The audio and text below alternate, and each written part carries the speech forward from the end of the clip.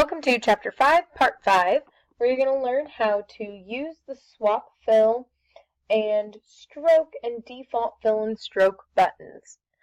So what I need you to do is make sure that you have your last name, first name, Oahu magazine cover open, and you should have that green border and then the pink interior.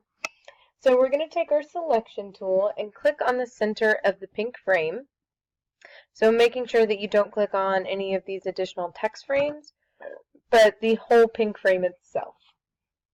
Then you're going to activate the stroke button. So down here at the tools panel, that box that has the hole in the center of it, you're going to click on it and then open up your swatches panel and drag down until you see gold and activate the gold color. Now what I want you to do is you're going to click the swap fill and stroke button. So coming back over to our tools panel, and this little button that has the two arrows and that curved line in between it, when you click on that, it's going to reverse the colors. So now our fill became our stroke and our stroke became our fill. So next we're going to use the default stroke and fill button.